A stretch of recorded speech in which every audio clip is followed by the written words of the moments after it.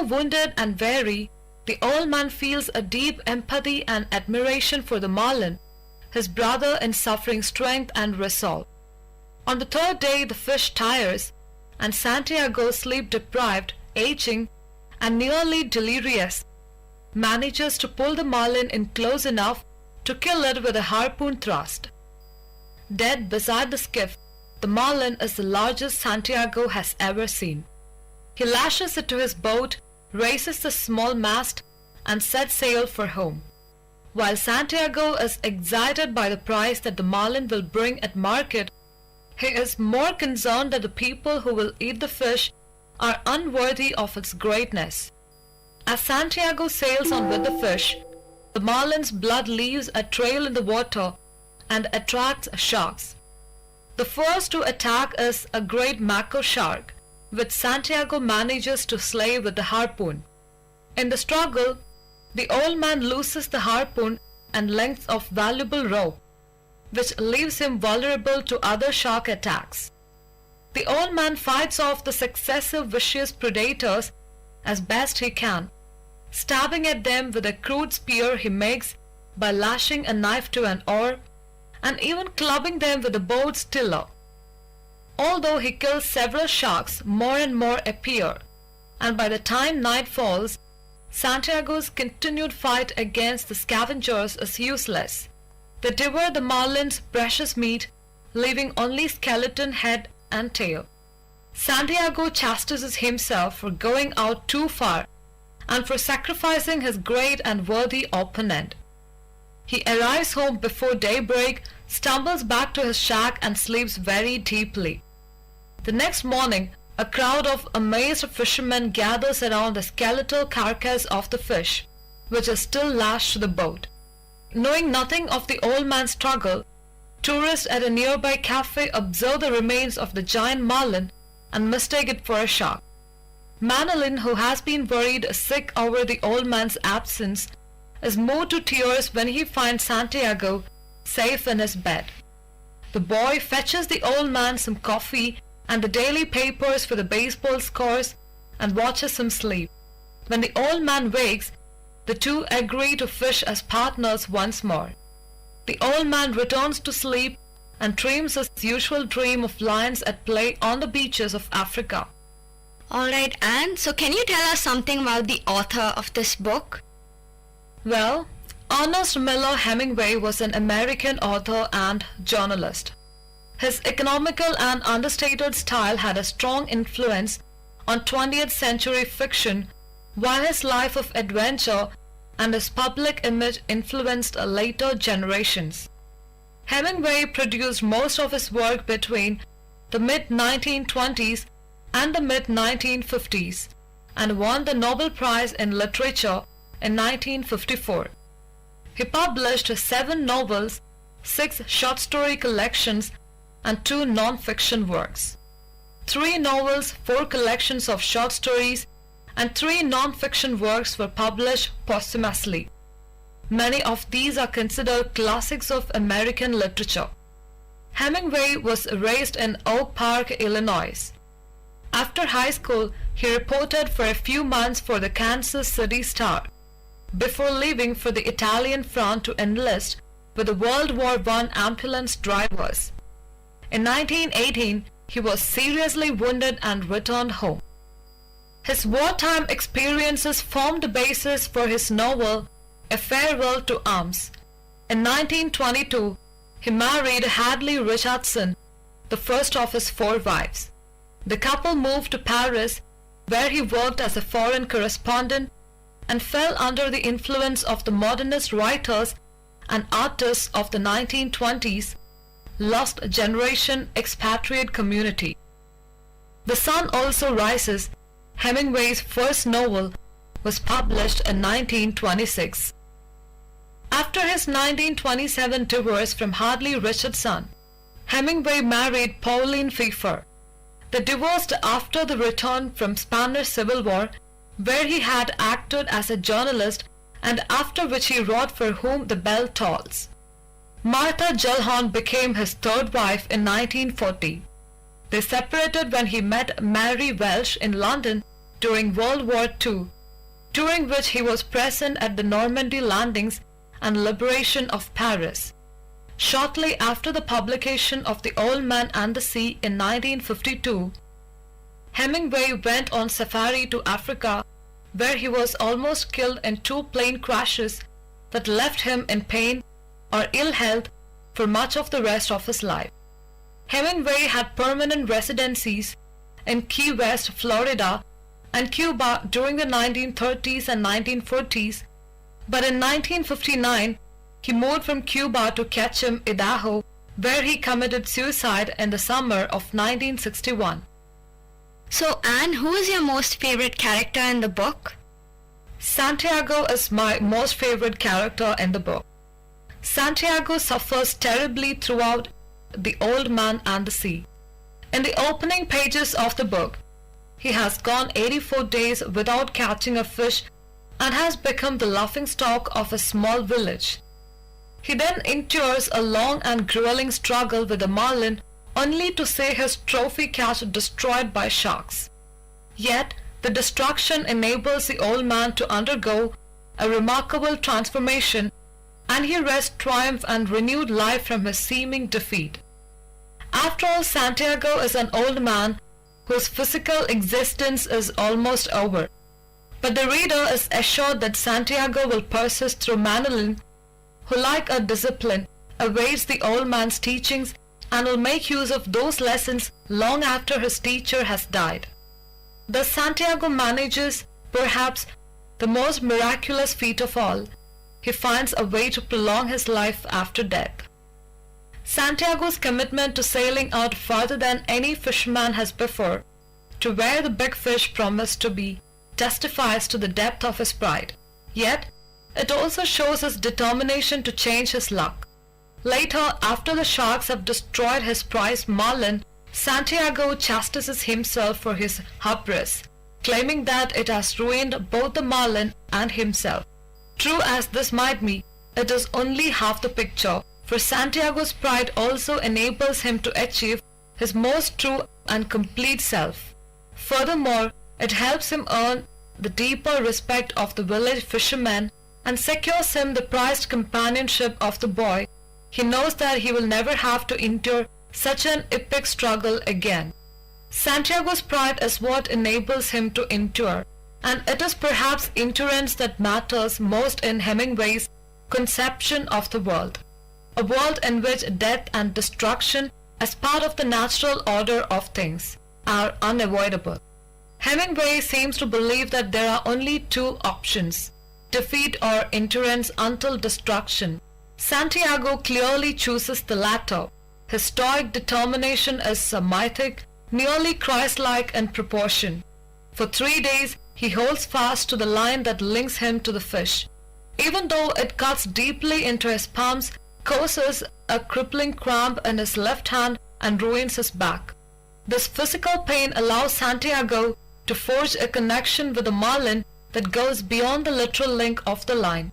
His bodily ages attest to the fact that he is well matched, that the fish is a worthy opponent, and that he himself, because he is able to fight so hard, is a worthy fisherman.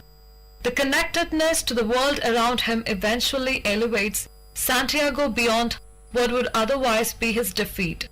Like him eventually elevates Santiago beyond what would otherwise be his defeat.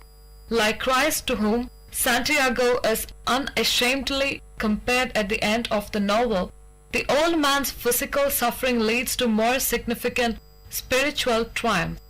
Alright, Anne, so what do you think is the theme of this book? The honor in struggle, defeat, and death. From the very first paragraph, Santiago is characterized as someone struggling against defeat. He has gone 84 days without catching a fish. He will soon pass his own record of 87 days. Almost as a reminder of Santiago's struggle, the sail of his skiff resembles the flag of permanent defeat. But the old man refuses defeat at every turn. He resolves to sail out beyond the other fishermen to where the biggest fish promised to be. He lands the marlin, tying his record of 87 days after a brutal 3-day fight and he continues to ward off sharks from stealing his prey, even though he knows the battle is useless. Thank you, Anne. I will now move on to the book Rebecca. Rebecca is a novel by English author Daphne du Maurier, a moderate bestseller. There were copies of Rebecca sold between 1938 and 1965, and the book has never gone out of print. The novel is remembered for the character Mrs. Danvers, the fictional estate Manderley, and its opening lines. The novel Rebecca begins at an undetermined point in the future. The narrator, who remains nameless, is traveling around Europe with an unidentified male companion. They move from city to city, from hotel to hotel, but cannot help remembering Manderley, a beautiful English estate that they have been forced to leave behind. The narrator alludes to the destruction of Manderley and the painful events that take place within its walls. She also vaguely refers to a few mysterious characters that will play significant roles over the course of the novel: Mrs. Danvers, Jack Favell, and Rebecca. In the final paragraphs of the narrator's introduction, the novel becomes a flashback on the time that the narrator spent at Monte Carlo and her introduction to Maxim de Winter. In Monte Carlo, the narrator is a paid traveling companion for a vulgar American woman named Mrs. Van Hopper. Mrs. Van Hopper views herself as a member of high society and takes every opportunity to try to improve her standing. One afternoon, Mrs. Van Hopper recognizes Maxim de Winter, the owner of a renowned estate, and rudely insinuates herself into his conversation. The narrator is mortified by Mrs. Van Hopper's behavior, and Maxim ends the conversation abruptly. Later on, the narrator receives a note from Maxim in which he apologizes for his rudeness. The next day, Mrs. Van Hopper feels ill, and the narrator goes into the dining room alone. She runs into Maxim, who insists that she join him for lunch. She feels unsophisticated and foolish, but he encourages her to tell him about her life. Over the next several days, the narrator meets with Maxim regularly, having lunch with him and taking long drives up the coast. She only knows a few things about him. His wife drowned in a tragic boating accident, but she already recognizes that she has fallen in love with him. Finally recovered from her illness, Mrs. Van Hopper announces that she and the narrator will be leaving for America the next day. The narrator is devastated by this news and tells Maxim, who promptly proposes to her and explains the situation to Mrs. Van Hopper. Mrs. Van Hopper is shocked by the turn of events and warns the narrator that she will regret her decision to marry Maxim. After a few weeks of honeymooning in Europe, Maxim takes the narrator back to Mandalay, his estate in Cornwall. The narrator is anxious about assuming the responsibilities of the estate and fears that her poor background will give her a disadvantage. When they arrive, the narrator immediately feels intimidated by the servants, particularly the housekeeper, Mrs. Danvers, who runs the estate in the same way that she did when Rebecca, Maxim's first wife, was alive.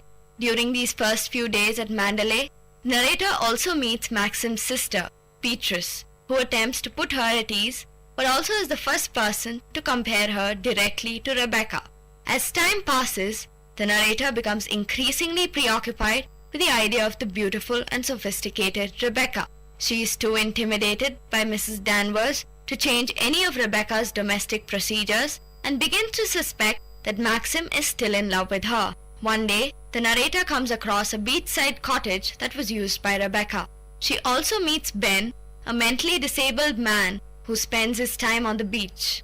When the narrator tells Maxim about the cottage, he becomes extremely upset, a fact that further convinces the narrator that he is still in love with Rebecca.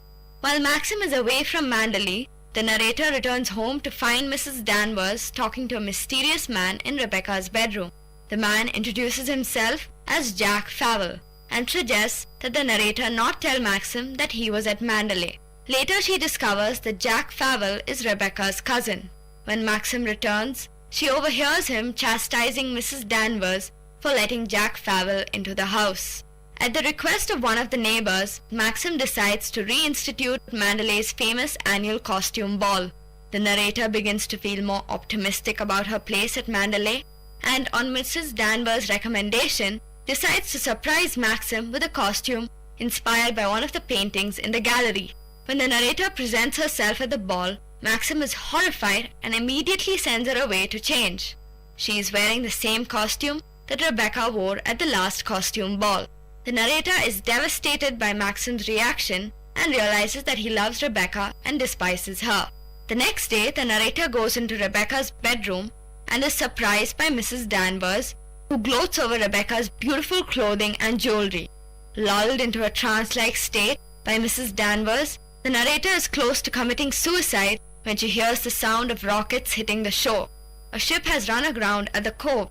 Divers are sent to assess the damage and discover the wreckage of Rebecca's sailboat, supposedly lost at sea, and a dead body inside the locked cabin. That night, Maxim tells the narrator that Rebecca did not die in a boating accident. He shot her in a fit of rage and then put her body in the cabin of the boat before sinking it. He reveals that he never loved Rebecca and their marriage was nothing more than a sham. The narrator is overjoyed at this news and finally feels assured of Maxim's love. After the body is officially identified, Maxim must participate in an inquest to determine the cause of death. There is no sign of the bullet that killed Rebecca, and the coroner concludes that she committed suicide. That night, Jack Favell attempts to blackmail Maxim by showing him a letter written by Rebecca that proves that she did not commit suicide. Colonel Julian, the local magistrate, arrives, but he is not convinced that Jack Favell and Rebecca were even lovers. When Jack Favell brings in Ben as a witness to his affair with Rebecca, Ben refuses to support Jack Favell's claims. The next morning, the narrator, Maxim, Colonel Julian, and Jack Favell drive to London to question a doctor that Rebecca had visited on the day of her death. The doctor reveals that Rebecca was dying of cancer. Colonel Julian decides that the coroner's conclusion is legitimate, and Maxim realizes that Rebecca manipulated him into killing her. On the drive back home, the narrator and Maxim notice a red glow in the distance and arrive at Mandalay to find it burning to the ground. Alright, Sanjana, can you tell us something about the author? Dame Daphne du Maurier, Lady Browning, was an English author and playwright. Many of her works have been adapted into films, including the novels Rebecca, which won the Best Picture Oscar in 1941, and Jamaica Inn, and the short stories The Birds and Don't Look Now. The first three were directed by Alfred Hitchcock, the latter by Nicholas Roeg. Her grandfather was the artist and writer George du Maurier, and her father, the actor Gerald du Maurier. Her elder sister Angela also became a writer, and her younger sister Jeanne was a painter. So, in what ways does the novel Rebecca exemplify the Gothic literary tradition? Gothic fiction, a combination of horror and romance, originated in 1764 with Horace Walpole's The Castle of Otranto. Since its origins, the Gothic literary tradition has become associated with certain stereotypical elements such as tormented heroes, secrets, the supernatural, death, innocent damsels, haunted estates, and more. Although Rebecca was written long after the heyday of Gothic literature, du Maurier was inspired by the classic Gothic novel Jane Eyre. As a result, the novel includes all of the primary elements of the genre, including Mandalay as the haunted mansion, Maxim as the tormented hero, and the narrator as the innocent damsel, plus the ominous Mrs. Danvers, the secrets surrounding Rebecca's death, and a general sense of foreboding. Well, who would you recommend this book for? Rebecca is an absolutely gripping and powerful novel to which any teenage girl can relate, as the themes of identity crisis and competition with another woman will undoubtedly have resonance for many readers. Mandalay is brilliantly depicted as the hellish Gothic mansion to which the protagonist cannot adjust, and it is almost a character in itself as it seems to breathe and tremble with Rebecca's haunting presence. Mrs. Danvers too is a delightfully menacing character whose devilish antics and abnormal obsession with Rebecca intensifies the gloomy atmosphere. Rebecca has something for everyone: romance, horror, crime, and mystery, and its delicious turn of events will leave readers astonished.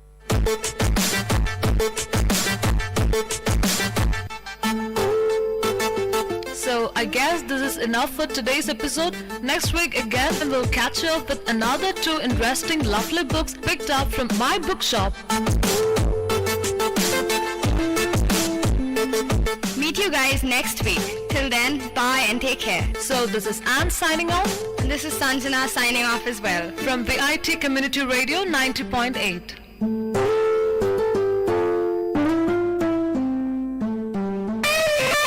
My Bookshop in second look of VIT Community Radio 90.8 FM.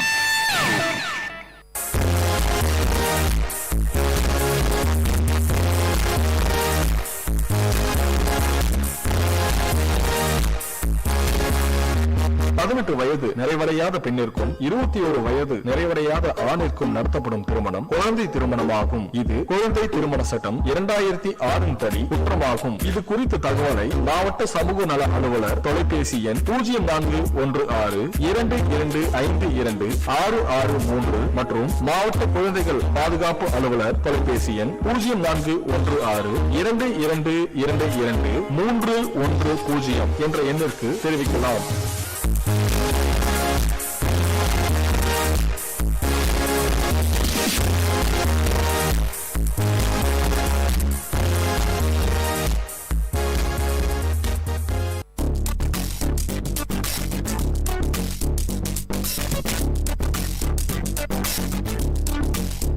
And you're listening to the show Travel Bonanza with, of course, your host Ashika.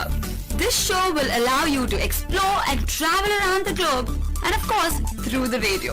But guys, this is your guide. Where to go, what to do, how to go, what to eat, and where to stay.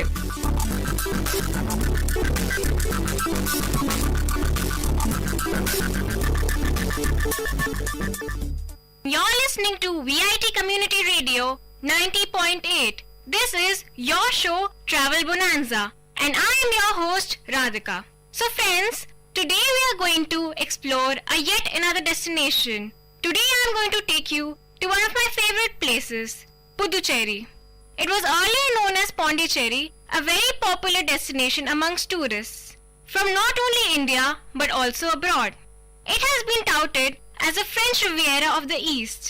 It is described as one of the most beautiful cities in India and has been visited by people from all over the world for its extraordinary charm. This is a well-planned city and has a French influence that attracts tourists. Friends, before I share my experience with you, I am going to shed some light on the history of Puducherry. It signifies a new settlement or a new town. It has also been proved that the Romans visited the place around 1st century AD. At the beginning of the 4th century AD, the Pallava kingdom ruled for a short period, followed by different southern dynasties like Cholas, Pandyas and later by Vijayanagar, and after them the Sultanate of Madurai.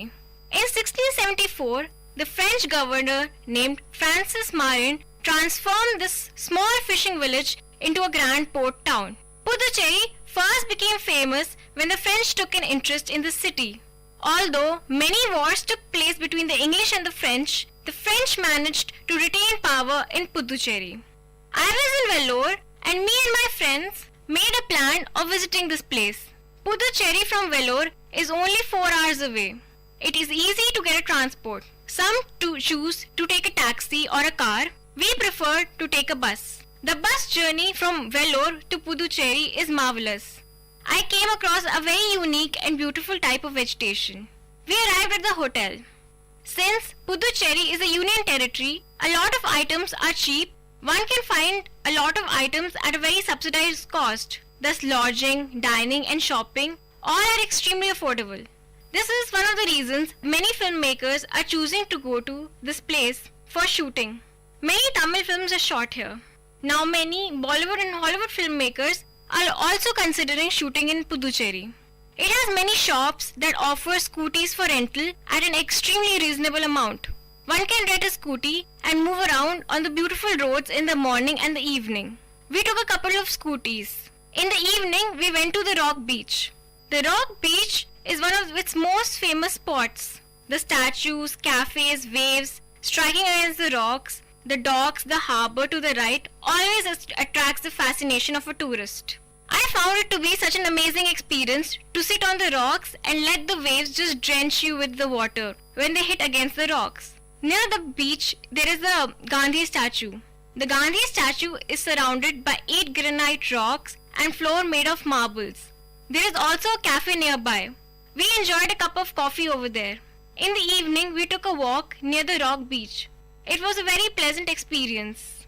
Next day, early morning, we got ready to go to Paradise Beach. We all went there on our scooties. The drive towards that beach is very pleasant, and the roads also have very less traffic. The beach is around 7 kilometers away from the main city. On the beach, you get amazing coconut water. I relaxed sitting at one end of the sandbars and letting the water wash me. It's a lovely feeling letting the tide roll and hit you with cold water. There are a couple of thatched roof shelters providing to protect from the sun and also to keep your bags. Puducherry has beautiful temples. They have the Dravidian style of architecture. We visited one such temple. We went to Sri Varadaraja Perumal Temple. It is located on Mahatma Gandhi Road, Heritage Town. It is the temple dedicated to Sri Vishnu. Puducherry is also extremely famous for its churches. One that I visited was the Basilica of the Sacred Heart of Jesus. It is an oriental specimen of Gothic architecture. It contains rare stained glass panels depicting the events from the life of Christ and the saints of the Catholic Church. This church was built by the French missionaries. The Église des Sacré Coeur de Jesus Pondicherry, as it is referred to in the French, attained the status of the basilica in 2011. The Catholic Church is one of the finest churches of the Puducherry. I was mesmerized by the beauty of this church. Its amazingly crafted architecture. It was very peaceful inside. The next thing we explored was Auroville. Auroville, also the city of dawn, is an experimental township in Villupuram district in the state of Tamil Nadu, India, near Puducherry in South India. It is meant to be a universal town where men and women of all countries are able to lie in peace and progressive harmony above all creeds, all politics and all nationalities. Purpose of Auroville is to realize human unity. In the middle of the town is the Matri Mandir. The Matri Mandir, golden metallic sphere in the center of the town. Silence is maintained inside the Matri Mandir to ensure the tranquility of the space and entire area surrounding the Matri Mandir. It is called the Peace Area. It is one of the most peaceful places that I have been to. It is very good for meditation. We spent close to 6 hours in the Mandir, and in Auroville city we went to some shopping. There were a lot of amazing crafts that were being sold there. There were some stalls for spices and dry fruits. The next day we went to French colony. It is the former capital of the French territories in India, in Puducherry. It was established in 1674 by Francis Martin, the first director of the French East India Company. Whole township is laid out in a grid pattern, with parallel streets crossing each other at right angle. With its elegant colonial mansions, either side trees, parks, bars, cafes, formed part of the French colony running along the Bay of Bengal. When I entered the French colony, I was mesmerized by its beautiful architecture and the color of the building. A well-managed houses with clean and smooth roads. This place for shopping, you can buy everything. It will provide you with a lot of shop for different purposes. For example, painting, gallery, etc. I found it a wonderful place to walk. French colony is also amazing for its cuisine too. It has a lot of amazing cafes. We had lunch in a pizza parlor. It is extremely popular for its pizza. The overall quality, taste and presentation of the pizza was very good. It had a perfect blend of ingredients and topping of the crust. Even the service was good. The French cuisine also here is amazing. There are various dishes that are served. One of them is a quiche. A quiche is a popular French savory. It is an open-baked tart with savored egg, custard filling with cheese, meat, seafood and vegetables. Another one is steak frites. It is beef steak with French fries. It is the French bistro's favorite dish. Another dish is coq au vin. It is a classic French chicken casserole. It is chicken braised with wine, lardons, mushroom and garlic. Another one is the bouillabaisse. A bouillabaisse is a traditional fish stew from southern France. The stew typically contains several kinds of fresh fish and locally available seafood. There are a lot of popular French desserts also served. One of them is crepes. It is a very thin pancake served as dessert or as a savory dish. Dessert crepes are served with variety of fillings, from simplest icing sugar, the chocolate sauce, Nutella, marmalade, banana, cream, etc. Then there is the creme brulee, also known as caramel custard. The custard base is generally flavored with vanilla. Sugar is generally sprinkled on top and burnt using a cooking blowtorch. Another one, which is my favorite, is the croissant. It is a fluffy crescent-shaped pastry made of layered dough and butter. There are a lot of delicious French pastries also served. They are made with whipped cream, butter, chocolate, fruits, nuts, etc. Not just the French, but we also tried the authentic Tamil cuisine. We tried biryani, kadhai, mutton and country chicken. The taste is very different and it is a must try. We tried both the fish and chicken gravy.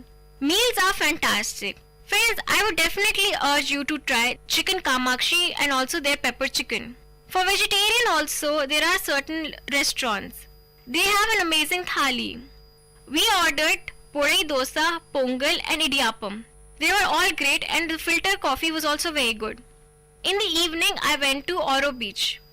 It is more of a traveler beach where you can take a dip, laze around in the sun, enjoy the sunset. The next thing that we visited was French War Memorial. It is located on the Goubert Avenue. The French War Memorial was built in 1971 to commemorate the loss of brave French soldiers during the First World War. Every year on Bastille Day, July 14th, the memorial is illuminated and pays homage to the soldier. The next thing we visited was Pondicherry Museum. It is located in the Bharti Park in the center of the town. Pondicherry Museum houses various sculptures and other archaeological findings from the Archimedu Roman settlement, which is an ancient part. It is 7 kilometers away from the city. The museum also boasts of its various rare statues and bronze sculptures, which belong to the Chola and the Pallava dynasties. One can also know a detailed knowledge about the history of the French colonial in the museum. A collection of snail shells, temple lamps, and other handicrafts are also displayed in the museum. It is a must visit. One more thing that I would recommend you to visit is the Botanical Garden. Located south of the new bus stand in Puducherry, the Botanical Garden was founded in 1827. It is another example of French influence on Puducherry. It was originally laid out in a typical French-style garden, with gravel-lined paths, pruned trees and fountains. The place features many different species of exotic plants and shrubs from all around the world. The garden also features a musical fountain, which has 2 shows during the evening and the weekend. I thought it was very beautiful.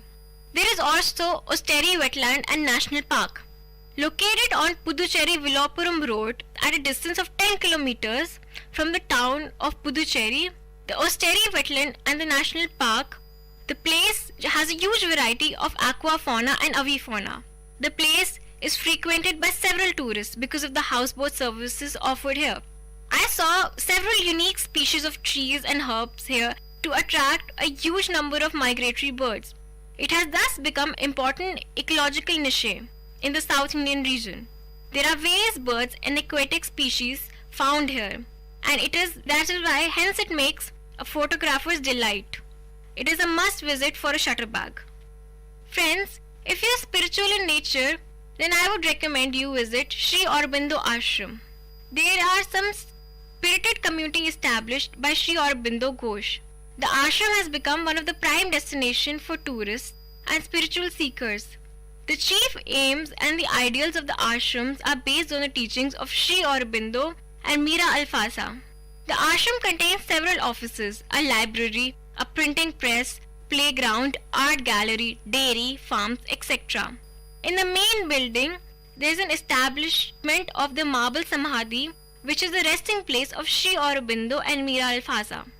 Another thing that we visited was the Bharti Park. Bharti Park is a green center of the French town and has lush trees provide ample relief from the scorching sun on a hot summer day.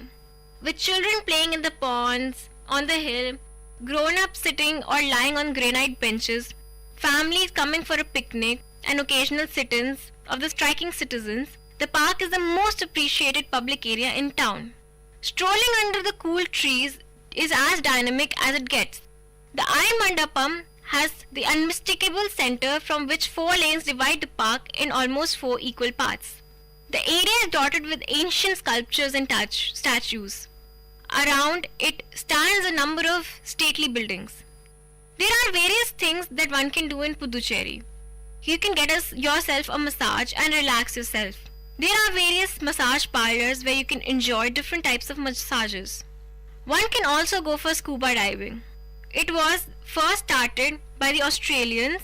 The Professional Association of Diving Instructions is actually the world's largest recreational diving membership and the diver training organization. It offers various number of certifications.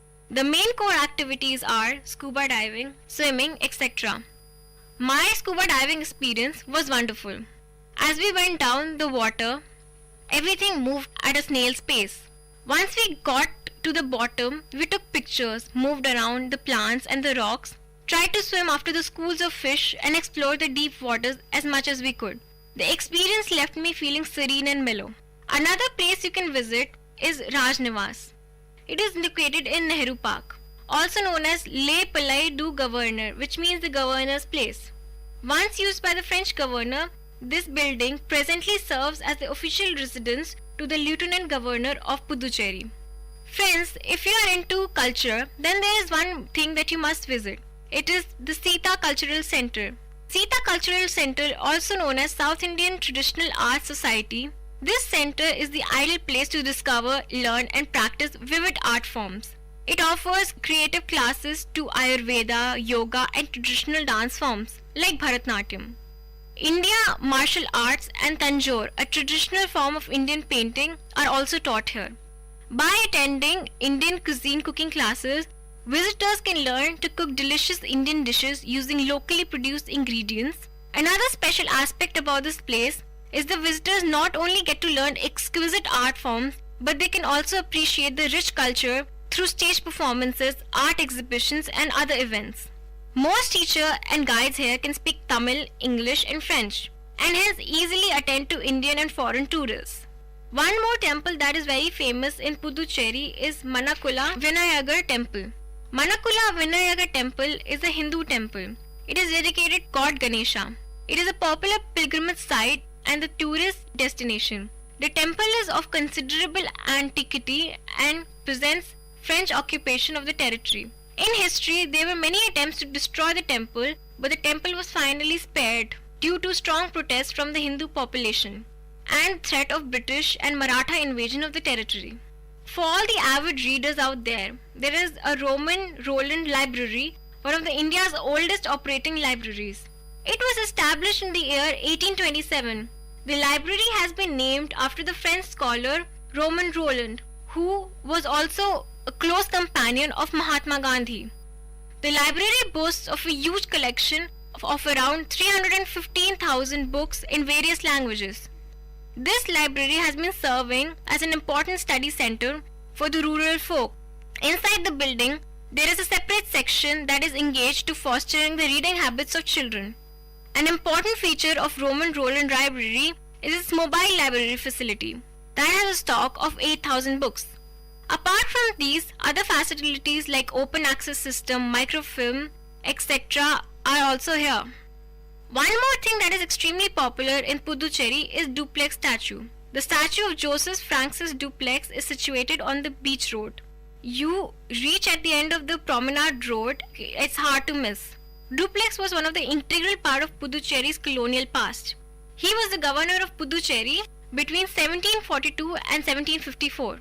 Even though the Duplex left Puducherry in 1754, he got the French recognition only in 1870. Another popular tourist attraction is the Chunamar Boathouse in Puducherry.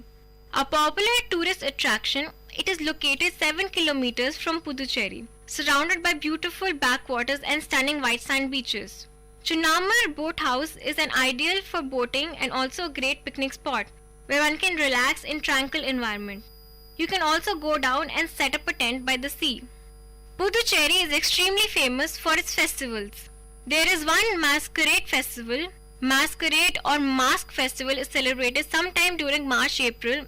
Reflects one facet of the French sense of humor. It has unique masks and fancy costumes. Then there is Masi Magan festival. It is another important festival. On the full moon day of the Magan, thousands of people in good faith go to the seashore in early morning to have a holy dip in the sea for ablution of their sins. Then there is Virampattinam Car Festival.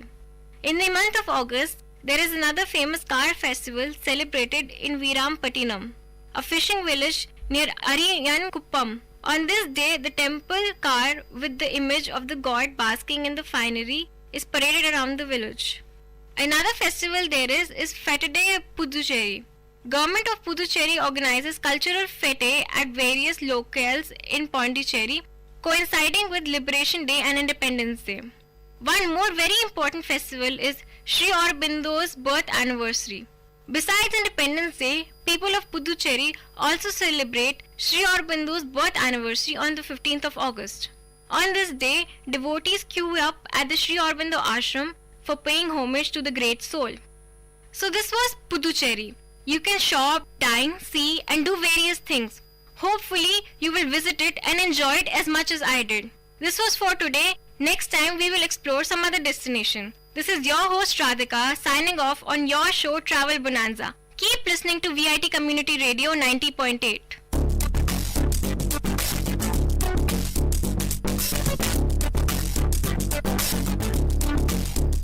This was Travel Bonanza with your host Ashika. So stay tuned to VIT Community Radio 90.8.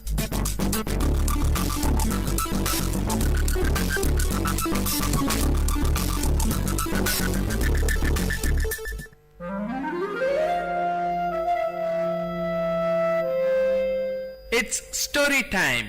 In VIT Community Radio 90.8, you're going to listen to a short story written and narrated by Professor Pranesh Kumar, VIT University. Title of the story, Padma. A land traditionally endued with myths and spirituality, India still pertains to its belief and notions, which sometimes are ridiculed as superstitious. Fortune tellers, tantris and sannyasis are welcomed and their service is sought by an ordinary man irrespective of whether he is an urban or rural dweller. The beginning of 1980s was a period in South India, especially in South Tamil Nadu, when most of the homes in villages were electrified, and God said, "Let there be light," and there was light. While some claimed that light enlightened people, there are also notions that it wiped away the innocence of the ordinary. The hero of the story, Raghav, was employed in the electricity board. He was looked upon with great wonder and respect. People spoke to him rarely. It must be the fear factor or respect that made the villagers shy away from Raghav. Raghav was in his 40s. He had a fearful appearance with a huge imperialistic moustache, reddish eyes, and a gigantic figure which would scare away children. It was 6:30 p.m. Raghav rushed to the tea shop close to the Panchayat office. Mohan and Aji were waiting there for his arrival. In the dim light, Raghav could rightly locate them from a few meters away with the illuminated cigarettes on their lips.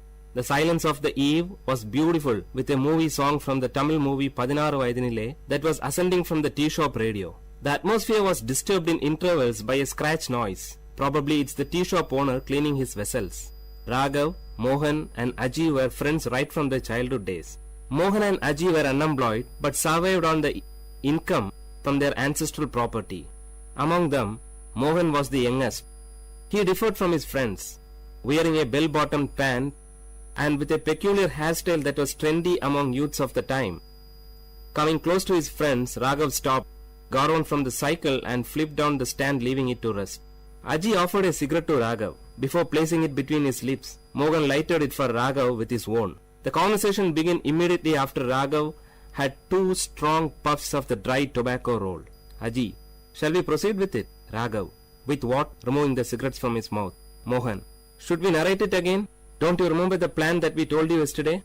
Raghav, but I told you that I have very little knowledge about mantras. Did I not? Aji, so you are the right person. You have the little knowledge that we need. After giving a deep thought, Raghav replied. Raghav, okay then, let's give a try. But only if you support me. Both the friends cheered as they were waiting for this word from Raghav.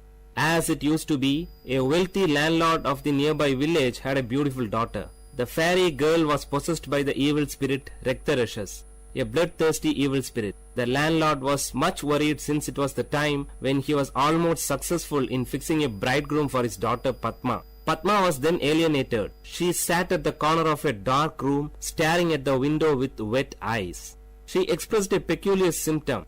No one in the house went close to her. If that happened, she bit her own flesh to suck blood, thus scaring away others. Prayers and special pujas with offerings to the local deities were made. Kalam puja during midnight and all other means were tried but in vain. The distressed landlord promised a lump sum of 5,000 rupees for any tantri who would ward off the Raktarashas from his daughter. 5,000 rupees was a lump sum then. The secret news of Padma spread throughout the village. Everyone knew of this, but none dared to discuss about it in public. Aji's father Natraj, the prominent matchmaker of the village, brought home the story of Padma. Natraj was the matchmaker for Padma. When the story of the Raktarashas reached the three friends through Aji, they discussed the issue. The bone of content of the discussion was not Padma, but the 5,000 rupees. Three friends were in dire need of money. Mohan needed money to buy a new tape recorder. Raghav was aiming for a motorbike, and Aji wanted to buy a costly gift to impress his lady love. Aji said, "Merely dreaming about the lump sum will give us absolutely no result. How do we grab it?" Mohan: Raghav's grandfather was a well-known Vaidyar and a Tantri. He was also an expert in warding off evil spirits. Raghav: Oh, that old man. It's all gone with him. Aji: Gone? No, it still exists in you. Raghav: Me? Aji: Yes, you. My dad often recalls your grandfather and concludes that Raghav resembles his grandfather in every minute detail. Raghav: But that's not all. Mohan: I have several experiences of witnessing tantris warding off evil spirits from people. It's an easy task. They chant and murmur mantras, and the major part would be beating the victim till he obeys his orders. If that's easy for you, why don't you?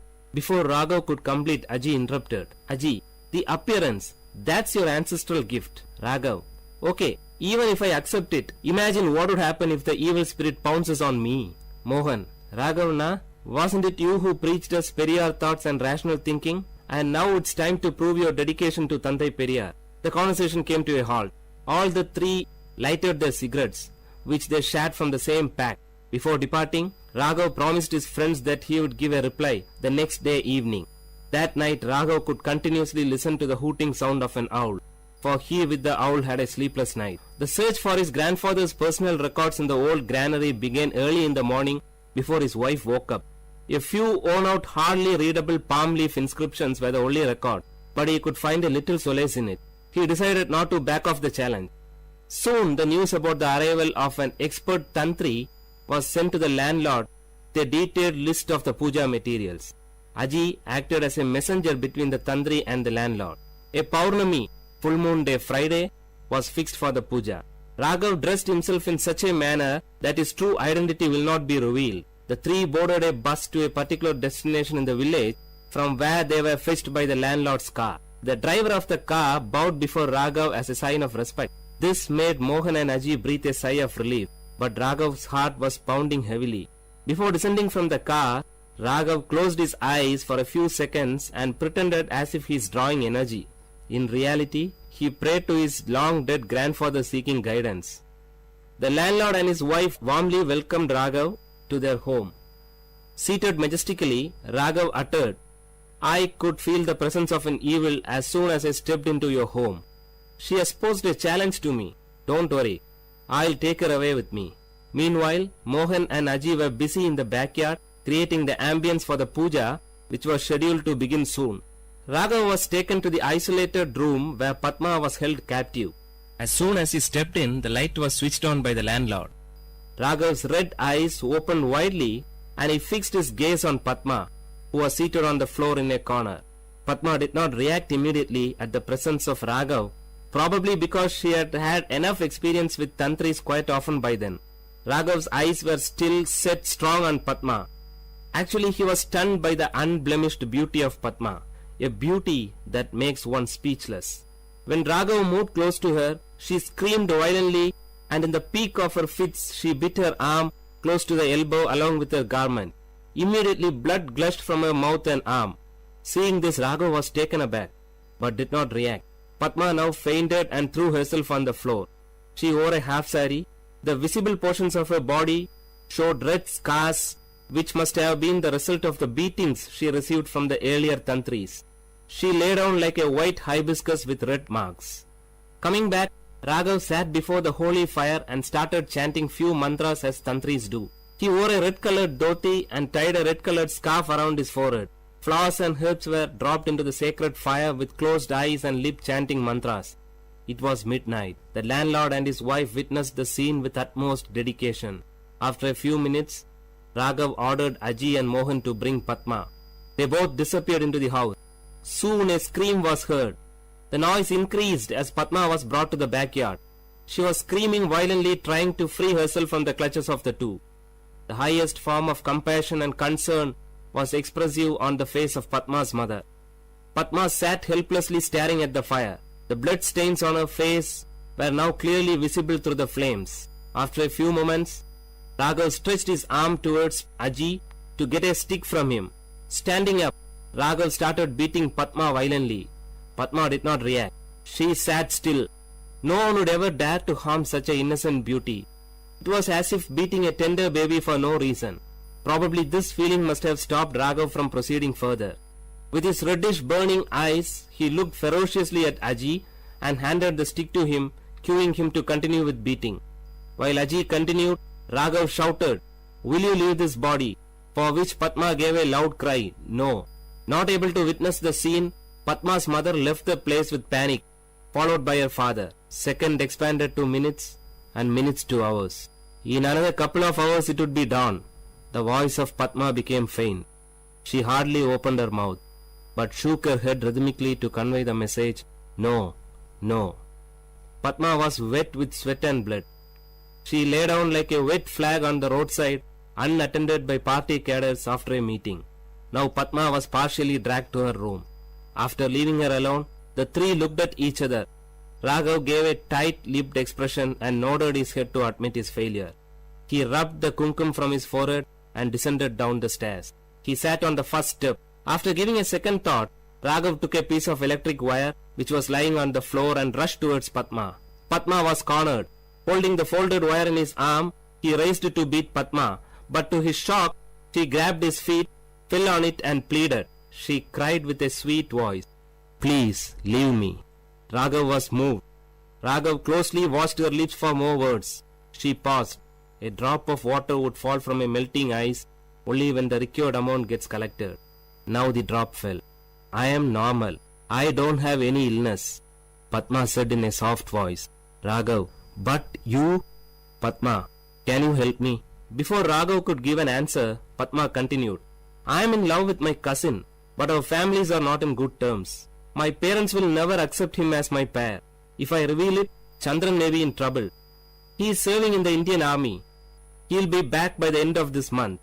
I have to wait just for 15 days more to postpone this marriage that my parents have arranged for me." "Raghav, you tortured yourself by biting?" Raghav paused when Padma took out few packets of kumkum hidden under her garment. That was the secret behind her blood-sucking act. Raghav was stunned. Padma continued, "I know you are not a tantri." Hearing this, Raghav touched his face and dress with his fingers to make sure if his makeup person deceived him. "You never uttered a correct mantra." Raghav expressed a surrendered look of a child in front of his mother. Padma continued, "My parents will not let me out of the house." Those were the days when women were denied freedom to move about, especially after the marriage is being fixed. In most of the communities, women did not have any freedom in choosing their life partners too. It was considered wrong for a woman to express her opinion about the choice of her parents. Some women considered that pretension of being possessed by an evil spirit was the only way by which they could get an outlet to express their views. Whatever she uttered in this form was considered as a word of the spirit which possessed her. Padma was one such victim. Raghav was deeply moved by the depth of love that Padma had for Chandran. She had withstood all the humiliations of the tantri for her love. Padma carefully stood up, stretched her hand towards the picture of goddess Lakshmi and took a piece of paper which was hidden behind it. She carefully handed the paper to Raghav. "Can you inform Chandran that my parents are busy in getting me married to another man, please?" Raghav took the paper and looked into the contact details. Nodding his head as a sign of acceptance, he moved out. Just as he stepped out of the room, he could hear the murmuring sound of his friends outside. Then something struck him. He swiftly turned back to Padma. Holding the paper in one arm and the other arm holding the door, Raghav uttered to Padma in a feeble sound, "Can you do us a favor?" Padma looked at Raghav with an expression that signaled proceed. "Raghav, I assure you that we will unite you with Chandran. But till then, can you stop this self-punishing at least for our sake?" Hearing this, like streams of water in a dry place, Padma's lips started to smile after a long time. "Padma, don't worry, you will get your reward." The word was kept. Years passed, and today Padma and Chandran are happy with their children and grandchildren. Today, as the opinion of women is being sought by their parents for all the factors that concern their life, the cases of women possessed by evil spirit in the society has declined.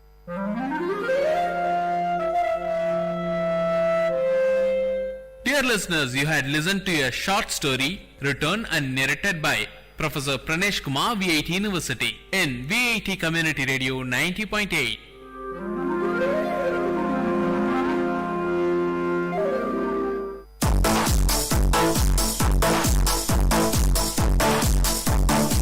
Hello VIT, you're listening to VIT Community Radio, and now is the time to listen to Noble Lecture. The lecture is on health and diet and will be taken by Dr. Sushma Appaya. The title says it is healthy diet for a healthy heart. So healthy diet for a healthy heart. Though the topic here is the heart, please remember the heart is something which is the soul of our body. If our heart is fine and healthy, automatically all our body organs and everything, the metabolic rate, the metabolism, the complete body is fine and hale and hearty. We always say we are healthy. We always say it's a hearty welcome. So heart plays a very important role, not only in the younger generation, but right from the birth of a child till the day we say goodbye to this earth. So let's give the importance and let's try to understand exactly how the diet and the heart are related. So when we talk about heart, the first thing which comes into our mind is what is the balanced diet or what is diet? We all are aware about the diet, but unfortunately or fortunately have forgotten the word balance. In this world where the present scenario we are all learning around so much, we are so busy with our schedules. Unfortunately, this balance is the one which we have forgotten. We have not forgotten to eat because our body demands it. But then, what happens to this diet? So, as per WHO, the World Health Organization, a balanced diet is the one which is required, which gives us the nutrients in the right quantity as well as the quality. But the nutrients is the one which I would like you to concentrate on. It's the nutrients which is very essential. We say there are the major nutrients and the minor nutrients in technical term when we speak of. All the nutrients should be provided for a normal body maintenance. It should be in the right quantity as well as the quality. See, for example, when we talk about the diet, that's what I just said is very important. It is that we should have the balance between the quality as well as the quantity of the diet, what we eat and how much you eat and how you eat. All the three things are extremely important. So you would understand this particular slide much better when we go into the next part of it. So when we come to the nutrients, what I just mentioned is the major nutrients which we all are having. We get to have energy. All of us need energy to work. It's not the energy what we get for the power production or the energy what we need as the wind energy. It is the energy what we need about our whole body to work. The day you have not had proper food, or the day you have not or you have eaten very less quantity, I'm sure you must have felt the giddiness or the dullness in your whole day's schedule. So, and unfortunately that is the first thing which most of our youngsters are doing, skipping off the breakfast, because they don't have time to get up in the time and they just want to rush up for your classes. So it's the nutrients what we are just talking about, the carbohydrates. As I just said, it is the nutrients which gives us the energy. the overall what we need energy for our whole day-to-day working is coming basically from the major nutrients like carbohydrates, the proteins, the fats, vitamins and the minerals. The first three, the carbohydrates, proteins and the fats, form the major source of energy. Carbohydrates are the one which is the most punished nutrient, I should say, in the present scenario, because our total energy what we need for our day-to-day working as per our lifestyle and our work depending on what works we are doing, depending physical activity, we should not have more than 60% of energy coming from the carbohydrates. That is the first thing, the golden rule of the diet. Number two is the proteins. We should not have more than 20 to 25% coming from the proteins as the source of energy. The calories what we get from carbohydrate is you get only 4 calories, whereas when you come to protein you get almost 9 calories, as well as the fats also gives you the 9 calories per gram of protein or the fats. Unfortunately, it is the protein for most of the adults, as we are all adults here, I would like to just say the golden rule you have to follow is whatever is your body weight. 1 gram of per kg of your body weight should be your protein intake per day. So for example, a student weighing approximately around 50-55 kgs, so your diet should provide you 55 gram of protein on your daily basis. Energy should be coming from protein. Then you have fat. This is one thing, people talk so much on fat. People say that we should follow low fat. Other people say no, there should not be any fat. Unfortunately or fortunately, when we talk about fats, in the Indian scenario, it is only in the recent past we have started realizing in last 2 decades or so that fats is really becoming a huge culprit. Ultimately, now it has come to that extent that people have started talking there should not be any fat in the diet. But please remember, we have vitamins and essential minerals which many of them cannot work without the presence of fats.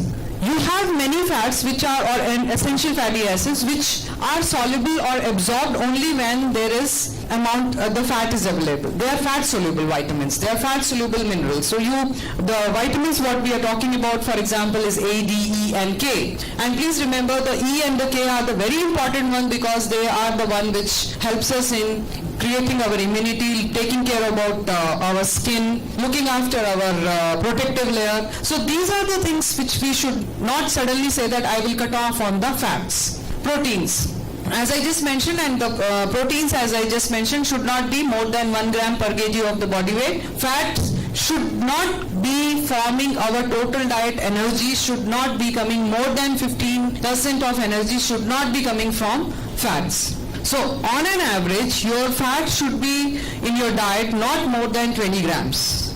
So 20 into 9, 180. So 180 gram of fat you are consuming almost every day. Please remember in that 180 grams, you have invisible fats and visible fats. Of course, I will not be taking the details of those data because our whole idea is here of different area we are concentrating on. What happens when we have imbalance? I just said that most often in the diet, when there is no balance in our diet, when there is imbalance in the carbohydrate, protein and the fats, what all possibilities are happening, and these are the possibility. Luckily for our luck, we do have the tool to rectify it right in our own hands. That is the dietary modifications. What are the things? CHD is nothing but coronary heart diseases. Then you have hypertension. Present day, I should say, a designer disease. Most of the people are having hypertension.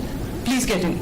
And then you have diabetes, which is another silent killer of our generation. You have obesity and overweight. Frankly speaking, obesity and overweight has sort of become an accepted thing in our society in the present day. I really don't know. Earlier days when you remember when we were kids, of course there is a lot of difference between my age and your age. You must be remembering people used to be teasing the children that you are fat 2 or fat C or something like that. But these days people don't mind about it that also. Please remember, it's obesity and overweight which is interlinked directly to CHD, coronary, as I just mentioned, the heart. These two things are the one which is creating a lot of risk factor to enter into other disease areas, that is CHD, hypertension and the diabetes. Unfortunately, recent times, whatever I have got my experience with, many people of different age group, the age at which the onset of these diseases is happening is becoming less. It's becoming reduced. So this disease which were common at the age of 50 plus is happening at 40 plus, and unfortunately India is one of the largest population country with the maximum number of people with the diabetes. So I would like to, as I just talked, the whole idea is about the heart. So what exactly is let's just give a briefly, we'll just understand what exactly is the technical terms which we are talking about, and then we will go into the details about the diet part, that is myocardial ischemia or the infarction. See, what happens is, it is something like when we are using our water hoses in the garden to water. We have a pipe in our hand or a hose in our hand, and you are supplying the water to your plants. Unfortunately, what happens, our arteries are something which is from the young age very flexible. But as we are growing, it needs certain kind of exercises and it needs certain kind of food which helps us maintain the normal arteries, which unfortunately is not happening, and we end up with the lack of oxygen or the blood supply because of undue pressure causing on our arteries, the walls which is pumping out the oxygenated blood to our whole body. So you have the problem area in the lack of oxygen supply, because heart is not getting enough amount of oxygen, the muscles are not getting enough amount of blood supply, because the total artery wall itself, the lining itself is becoming narrow. There is a narrowing of the arteries, and then what happens is, these are all different terms. The angina pectoris, which is one of the condition many times which I would like to just emphasize here, is myocardial ischemia or the infarction is the one which leads to many of the time sudden death. We would not even realize it. All of a sudden a person collapses and just is gone before anybody could just do. That's the reason. The main reason is the oxygen, and is very important thing. The whole body should be oxygenated when we are getting the blood pump from the heart. The pure blood, we call it in the common layman's way, the pure blood and the impure blood. I am sure you must be remembering your physiology of your 10th standard, that impure and impure blood is supplied from the pump, the impure blood goes back to the heart, and the pure blood or the oxygenated blood comes back again to your body and is circulated throughout. So this is where is the problem. Why does it happen that your body or the heart doesn't have enough oxygen? See, what happens is that when there is too much of pressure on the arteries, the walls are narrowed down. There is lack of supply of the blood. When the blood itself is less, automatically the oxygenation also is taking place, is also much less. Then you have angina pectoris, which is the symptom when you have a severe chest pain, and it is followed by the tightening, and the whole pain spreads across the chest. So that's another condition which is again due to the problem of your narrowing of the arteries. These are the different reasons why it happens. Then you have atherosclerosis. What exactly is atherosclerosis is nothing but where the blood vessels itself are not working properly. It's like malfunctioning happened into the heart system itself. Most of the time when we are not giving enough exercise to our body, the arteries also start becoming rigid. And when they are becoming rigid, the elasticity or the resilience of the organ is going. And when that reduces, you are putting, and there is a lot of pressure on in terms of narrowing of the arteries. So what happens is there is too much of stress and the pressure on the heart that there are many chances of collapsing of the pumping of heart itself. Okay, then we have hypertension. We have the major risk factor which is going to intervene into the coronary heart disease, or the reasons which may lead to these reasons is hypertension. You have elevated serum cholesterol. You have elevated serum cholesterol is the one whenever we go in for any annual checkups, the first thing is that it is the cholesterol which is talked about a lot. Then you have hypertension. Hypertension is one of the most risk factor, as most reliable and most well-known risk factor in the medical technology, technically when we speak in medical terms. hypertension or the high BP. Then you have elevated serum cholesterol. The cholesterol levels are very high, that is the blood cholesterol is very high.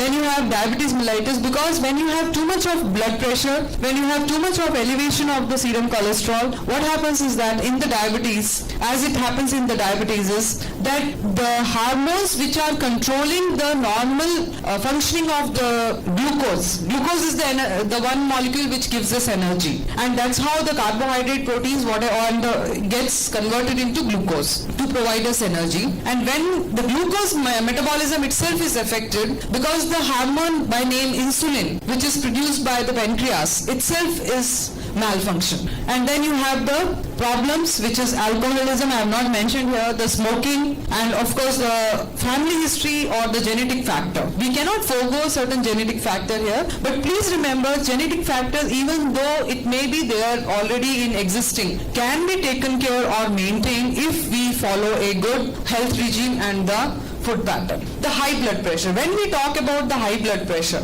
what happens? As I just mentioned, you have too much pressure on your arteries, which is unfortunately or fortunately is causing lot of problem for our heart. And when there is undue pressure, most of the time, why does it happen? First thing is our sedentary lifestyle. We are not giving enough time to follow a routine wherein at least we are spending some time for our exercise or a daily routine of physical activity. The main thing is why this when this high blood pressure happens, what happens to our other system? There is elevation of cholesterol also there, as I just mentioned. So these are the things which gives as that it is really a huge factor when we talk about high blood pressure. And please remember, every third adult in the whole world is affected by high blood pressure. This is one of the silent killer in our today present scenarios.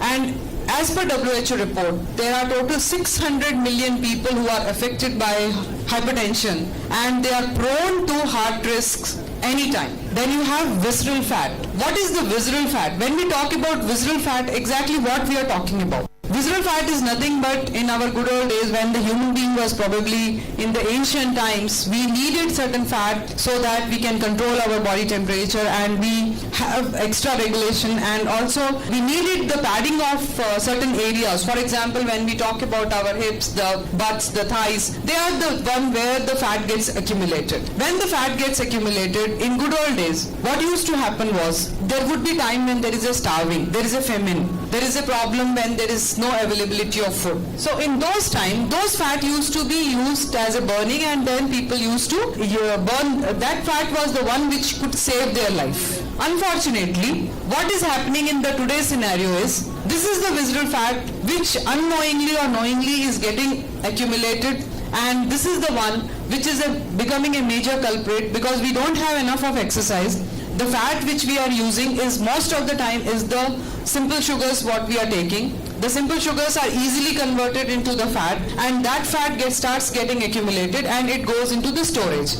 See, the fat around our thighs and all our areas doesn't get burned that fast. Many of you must have realized it, those who are going for gym and all that it's very difficult to burn those calories. Only when you burn those extra calories, you will have those visceral fats which is not there. Then you have inflammation.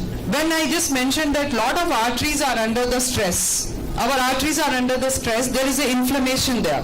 Because inside what happens, there is a lot of clogging taking place. The plaques are happening, and with that, the arteries are getting lot of, our immune system is the one which will form lot of, as you must be knowing, a lot of immunoglobulins are formed, and lot of rescuers will go and try to help. Here what happens is, during that inflammation time, they all will rush towards those problem areas in the coronary areas, and will cause lot of inflammation. We have a protein by name C-reactive protein, we call that. If that is a very good indicator if there is any inflammation in our body.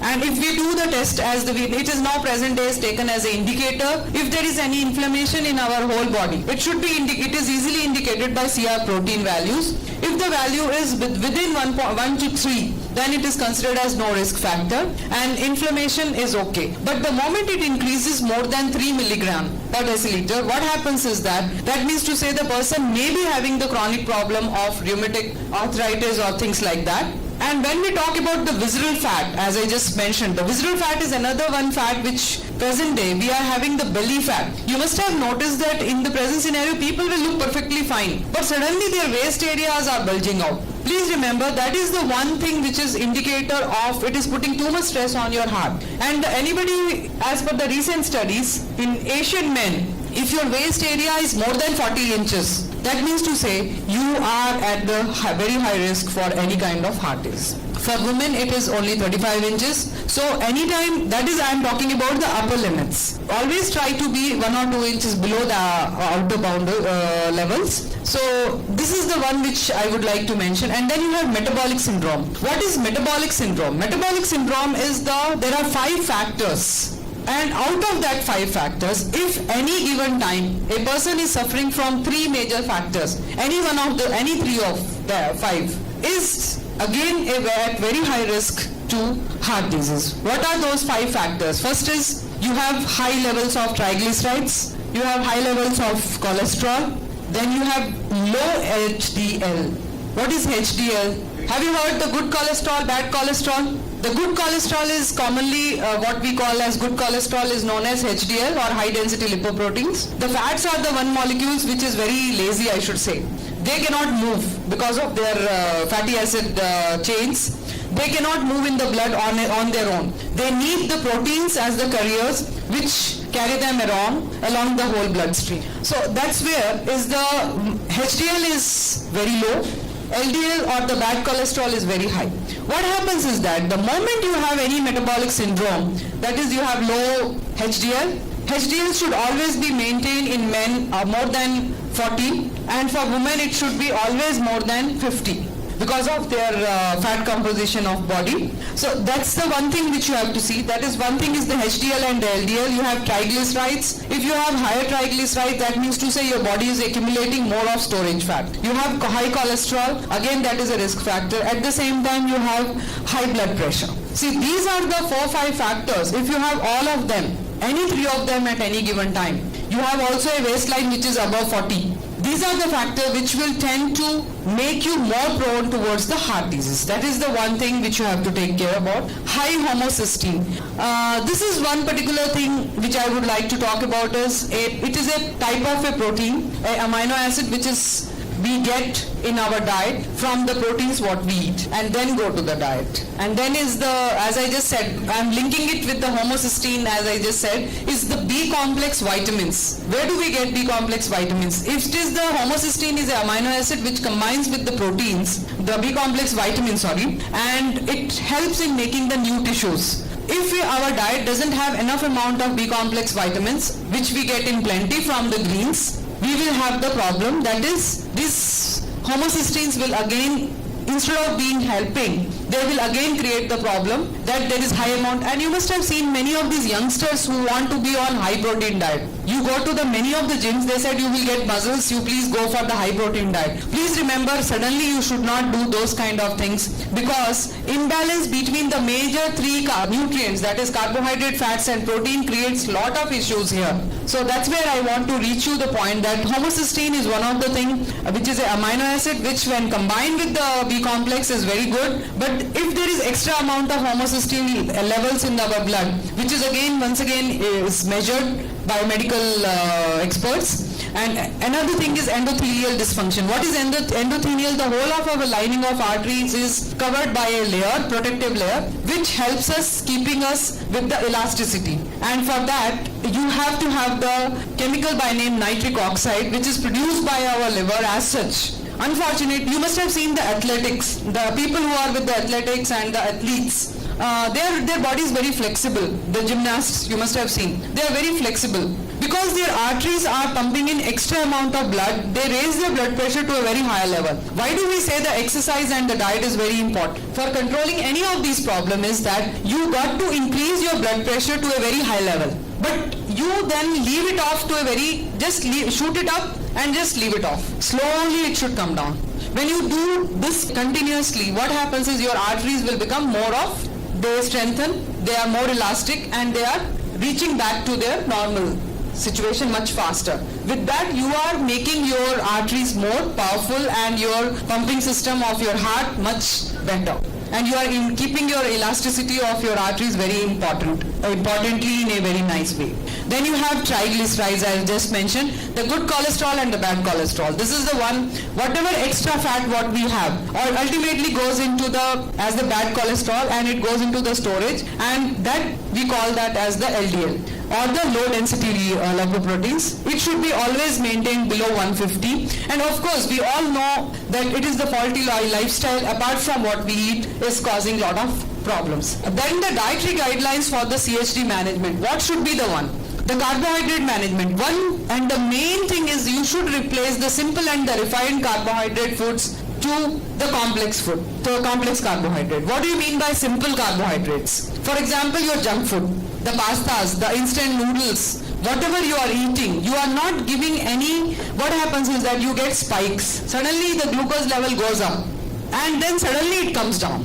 When you have this kind of spikes which goes up and down, there is a lot of problem in regulation of the hormone by name, as I just said, insulin, which cannot control the sugar levels. For our optimum working, our sugar level should be maintained at an average kind of a level. It should not suddenly go up, suddenly down, suddenly go up, suddenly down. No. And that's where I would like to emphasize, as many of youngsters are also here, that lot of fruit juices, the sweeteners are there, artificial sweeteners are there. They give you a lot of sudden energy. When you talk about the energy drinks, they give you the empty calories and the energy, and they will increase the spikes and again brings it down. Ultimately, on the longer run, they are the one which are the major culprits, because simple sugar, when you are having more in your diet, when you are having very easy kind of glucose which is metabolizing, you are getting more hungry. You feel you need to eat much faster. Within 2 hours of eating your breakfast, you are hungry. So that's where you got to have more of the complex carbohydrates, or the carbohydrates which is having the fibers, the carbohydrates which is having composed of whole grains. The breakfast, you should be very careful that it should not be just simple plain rice item or a plain digestible item. It should be something which should stay in your stomach in a very normal and layman term, if I want to say. Reduce carbohydrate foods in general. I just said that it should not be more than 60% of energy should not come from carbohydrate. I would rather prefer to say that don't allow it to go more than 55%. So half of your calorie only should come from carbohydrate. When you are limiting your carbohydrate usage, automatically you are breaking down the cycle of those spikes. And then also, judicially what you are using as your soft drinks and the sugary fruit juices. Please remember, they are not giving you anything other than empty calories, and there is no nutrient which you are getting from them. And remember, try to use as much as natural food as possible. Instead of having a fruit juice, which is again added with the sugar, please go for a fruit. Then you have to avoid the junk food, which is unfortunately the burgers, the hams, and the pastas and noodles. Everything is now from the refined maida, which is once again a simple carbohydrate. Then you have to see to it that, once again I am talking about good old days, we used to be using unpolished grains or the whole grains. Then I want to talk about the major nutrient, that is the protein. How the protein should be taken in your diet. Every day see to it, as I just said, 1 gram of protein per kg of your body weight. You should see to it the breakfast should be having some kind of protein item. I'm sure I need not to go into the details of what all are the protein foods. For example, you have eggs, you have pulses, you have whole grains, which gives you an enough amount of your protein requirement which can easily fulfill. And you have see to it that in each meal, whether it is lunch or your dinner, it should contain some amount of protein source. Then you go into the protein-based snacks. Snacks, what you are eating. Once again, these days it is very common to have pick up a pack of things like that. But please remember, when I talk about fat management, that most of them are with the trans fats or the saturated fats, which straight away goes into your storage. Then you should preferably use the lean meat and the fish. The omega-3 fatty acids is one of the most popularly known diet which you should be having in your day-to-day meals. And see to it, those who are non-vegetarian, that they should have the fish in their regular consumption of their food. And those who are vegetarian can go for cod liver oil, and they can get the benefits of omega-3 fatty acids.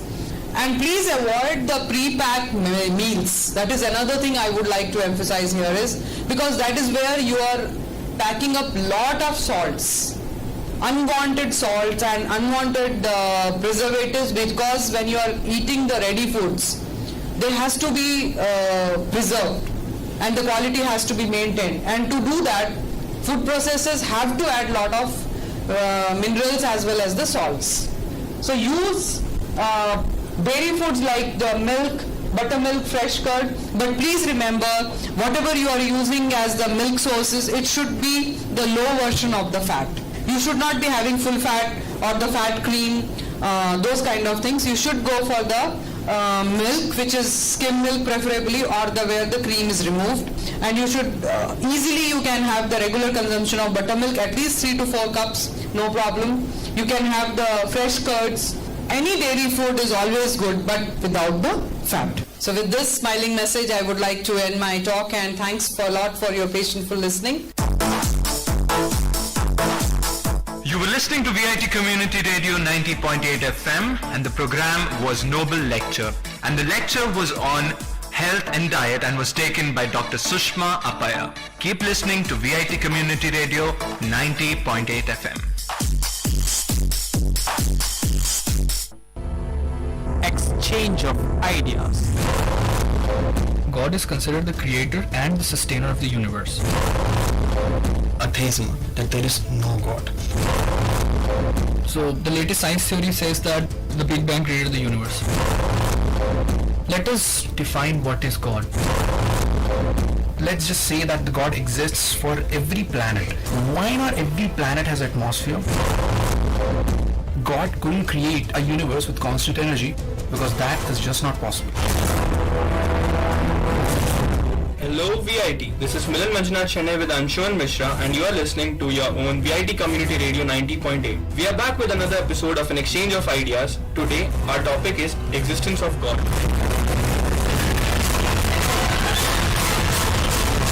Let's start our discussion with introducing ourselves. Hi guys, I'm Anshuman, BTech Computer Science second year. Hi guys, this is Akash, BTech Civil third year. Hello friends, I'm Spiro Jori from BTech IT second year. Hi, I'm Milan Manjunath Chennai from Chemical second year.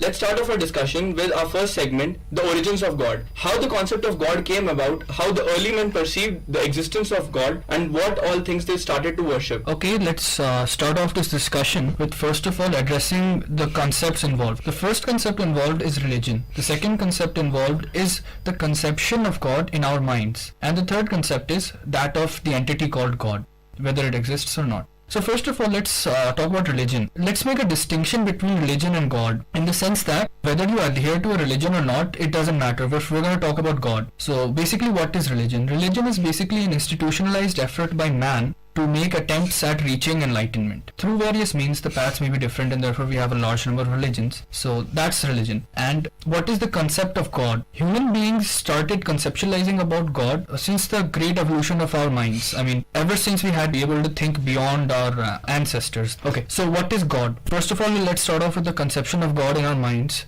That is, human beings have started conceptualizing about God ever since we observed phenomena in nature that we could not explain. So in order to explain these natural phenomena, it could be anything as simple as, say, waves in the ocean, or winds, the sun rising in the east and setting in the west. We started explaining these phenomena via conceptions which we called God. There are two different things, the acts of God and the mysterious dispensation of providence. Early man, when they can't apprehend a normal natural force, such as an earthquake, they thought it was an act of God, that God's wrath especially, and something that you can't apprehend, something you can't define, that the early men termed as acts of God. That is the basic difference between a God and religion. Religion and God need not to be connected. Religion is a particular set of institutions and rules that early men and that men today still follow, and God is an entity, is omnipresence, omniscience, an entity that is something, a human being which is much more capable of neglecting human emotions and who is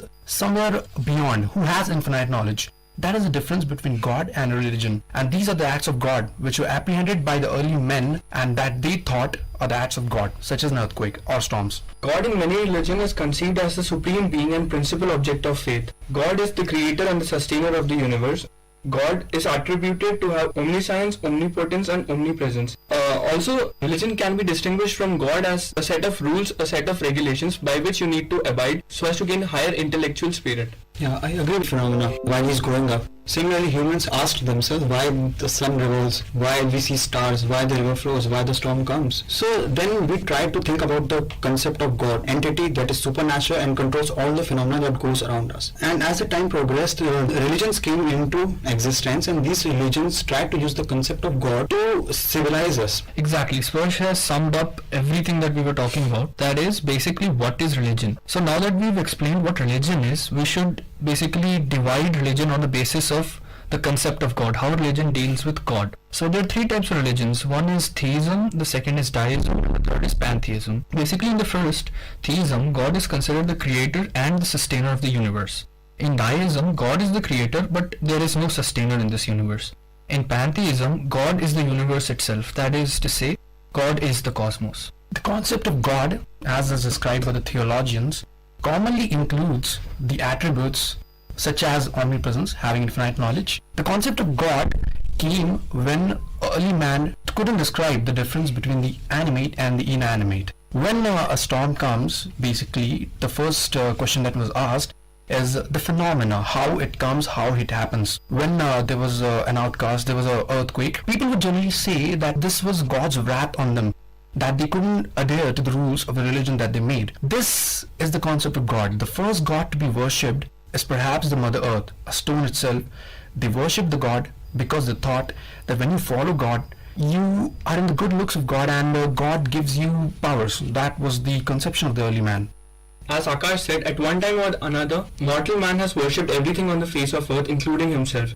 He has worshipped about everything imaginable in the sky and beneath the surface of the earth. Even a shooting star, which was awesome to early man, and he easily believed that such a blazing streaks marked the passage of spirit on its way to the earth. Even today, the inexplicable things that happen to us in the daily lives are still termed as acts of God. Even in the insurance policies, the things that occur due to earthquake or lightning strikes are termed as acts of God. Yeah, I completely agree with Akash. And if you look at the literature produced by Shakespeare in the Elizabethan period, the people used to consider the climate or the weather conditions as a manifestation of the mood of God. So if there's a storm, the God is angry, or if there's a drought, people have committed some sins. And if there's plenty of harvest, yes, the God is favoring the people. Okay, so now that we've summed up people's beliefs, now let's go into a detailed discussion on the difference between God and the concept of God. So as I explained in the first round, that there's a difference between what we conceptualize as God and what is God. Let us define what is God.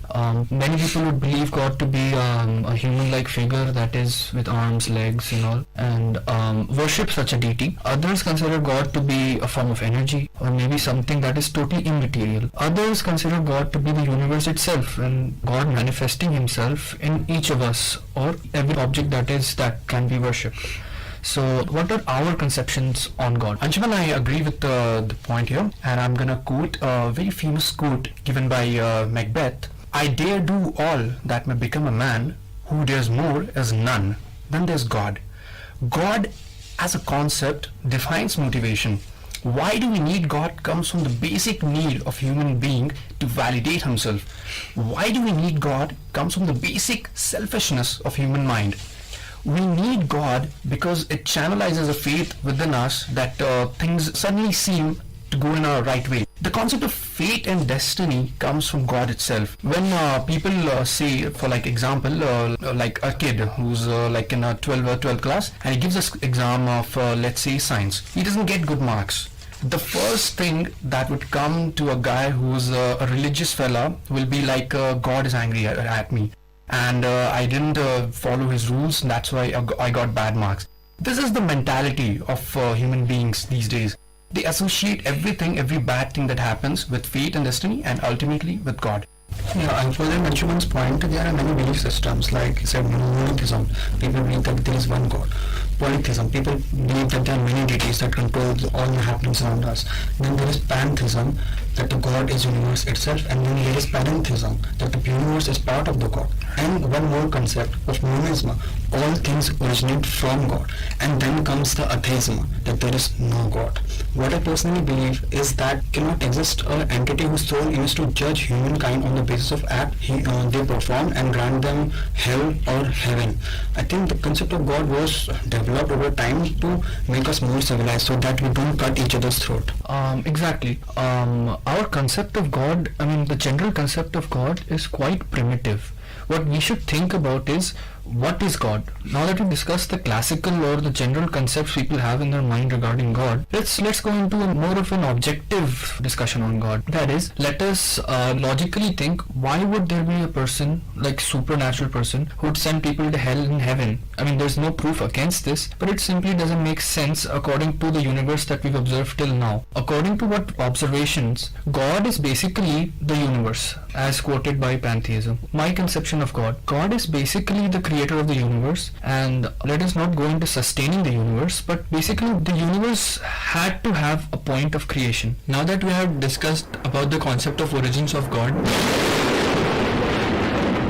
Exchange of ideas.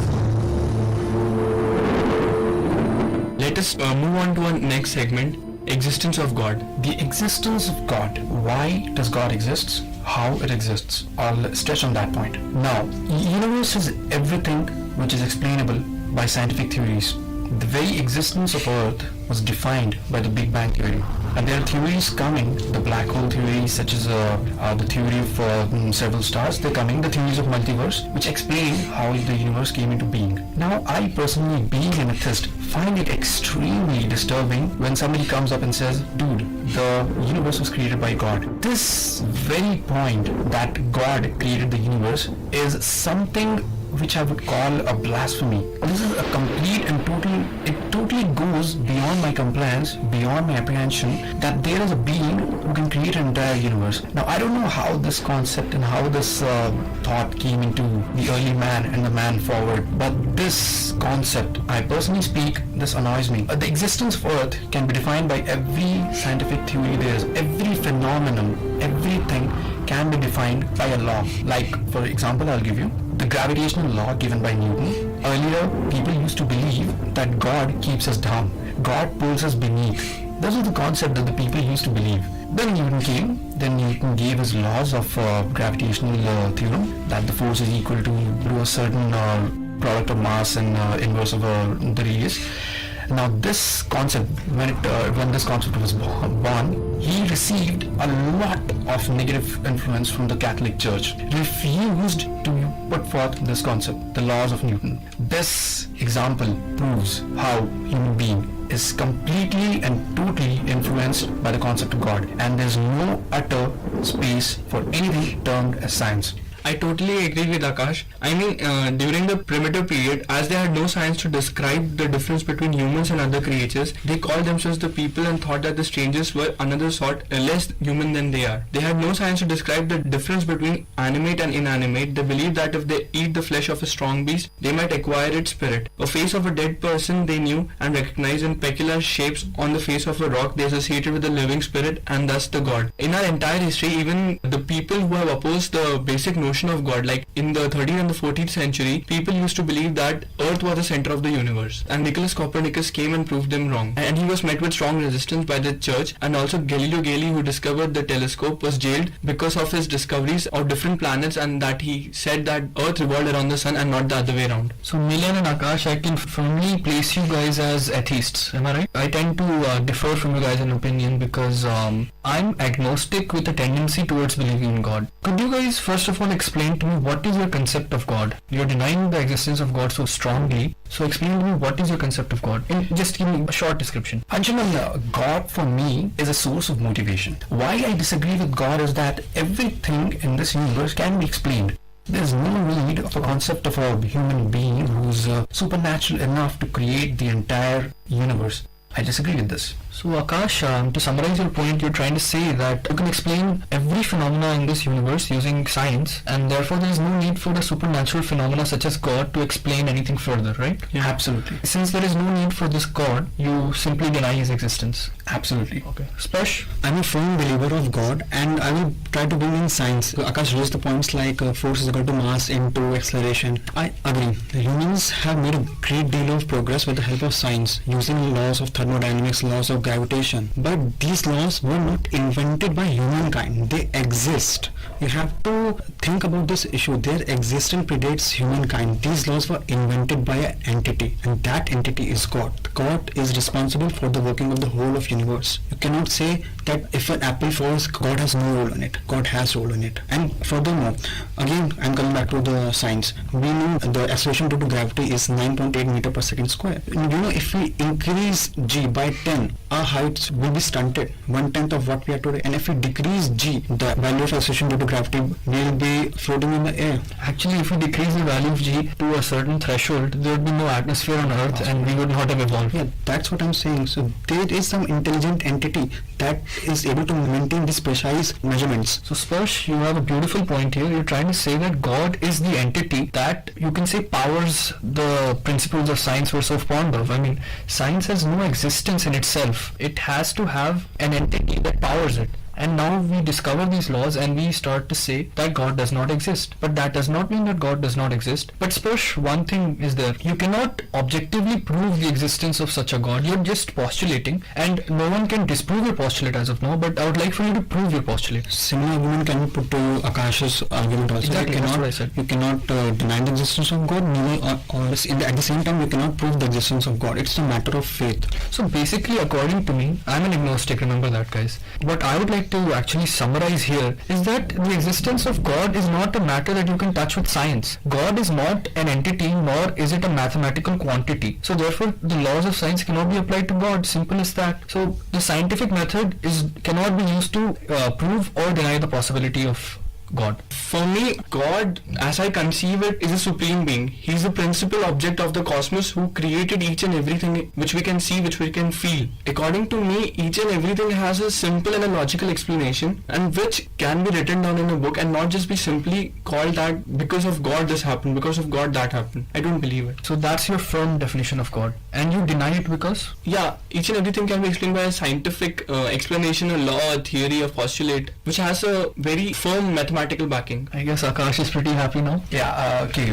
Earlier, Anshuman gave a point that we can't use science to define God, and Sparsh gave beautiful points on how he believes that God exists, and I firmly disagree with both of you that science can be used to explain, can be used to deny the existence of God.